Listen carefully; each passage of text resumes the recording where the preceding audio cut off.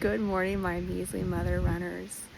So today for me was a zone 2 long run training session where I actually put my watch on to not give me notifications about my pace, but rather for my heart rate. I told it exactly the range that I wanted it to focus on, which was 130 to 150 beats per minute. And it would tell me in my ear, above your heart rate, below your heart rate, in essence telling me to run faster, to run slower. So if you don't know what zone 2 is and why it's so important for you when you are pregnant and running, especially if you're training for a long run while pregnant, or even when you're recovering postpartum, zone 2 helps you learn endurance. It helps you build those miles. They're called easy miles. They're not throwaway miles. They are conversational miles where you should be able to hold a conversation while running. And why it's important is because it reduces the risk of injury while you are training, and it builds that aerobic base.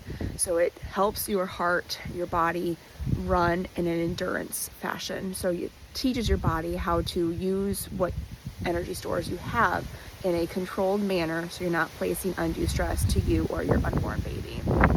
So zone 2 training, while yes, I absolutely hate it. Yes, most runners hate it. If you actually do it and you do it to listen to your body, and that's how I generally recommend doing it. I don't normally put my watch to tell me exactly, hey, you're above heart rate, you're below heart rate. I normally go off of how I feel. And this is how I recommend most runners, and especially pregnant runners, beginner runners, listen to your body. Your body will tell you what you need to be doing. However, if you are trying to push yourself a little bit within moderation, if you're trying to make sure that you are maximizing your efforts, sometimes having that watch can also help guide you, because I know I am a prime example where every hill I conquer or I come across, I like to just run it. I like to run it, get it over with, be done. And my watch told me today, almost every single time, that even though I knew that, and even though I knew to take it slower and to pace myself all throughout that hill, towards the top of the hill, I was still running faster than I should be. So, highly encourage it. If you haven't done it before, try running slower, and try running slower conversationally, purposely, listening to your body for a couple weeks. Actually do it where 80% of your runs are conversational, where they feel easy, where you're done and you're like, I guess I could go for a couple more miles. So today I did do 10 miles. In 2 weeks, I have to do a half marathon. I don't have to do, but I get to do a half marathon. And right now I definitely feel like I could have ran an extra 5K, easy.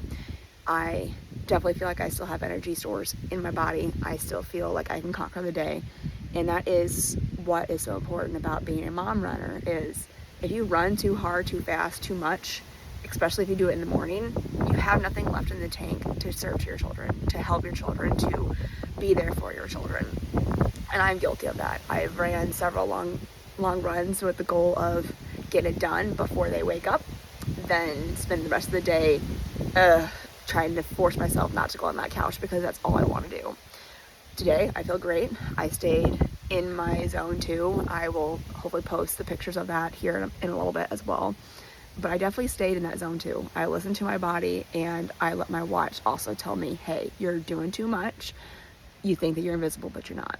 And when you are pregnant, when we are pregnant, we have to listen to our bodies, and we have to do what's right for our unborn babies, because we don't want to stress them out, and we want them to come out earthside so we can run that stroller next to them and learn to build back up to where we want to be again. So if you haven't done it before, take it easy. Try to really listen to your body today, slow it down, and you might surprise yourself. Today my pace, I don't think it was nearly as bad as what I thought it was going to be. I think it was about a little over 11 minutes, which is not bad. I was, honestly, when I mentally prepare myself for how long it's going to take me to do a long run, I do a 12-minute. And that way I have extra time, I have extra space, so that way if I have to, take a pause, if I need to delay my run for a couple minutes or anything like that, I have a little bit of wiggle room. But that was me today. I feel great right now. I can definitely feel like I could go run another 5K. Not going to do it though, because I do want to start working on tapering it down for the next 2 weeks to make sure that I am ready for my half marathon coming up in 2 weeks. So, mother runners out there, if you have slowed down before, go ahead and share down in the comments how it really changed your endurance running, how it helped your endurance running. And if you have any questions about zone 2, how to figure out your zone 2, how to record your zone 2, let me know. I might actually even try to figure out how I can do a screen share and post it up here about how you can actually tell your Apple Watch to make sure you're doing a zone 2 training, just for those who don't know how to do it, because it's not always intuitive. But I understand that other people have other phones too. I do apologize. I have an Apple through and through, unfortunately, until it comes to PCs. Then I am definitely not an Apple. So I will talk to you guys later. Go ahead and take that zone 2 into motion today. Conversational. So if nothing else, just kind of have a conversation to your baby. If it's your belly inside, or if your baby on the outside, or maybe an angel baby up above. So, all right, guys, have a great Saturday. Love ya. Bye.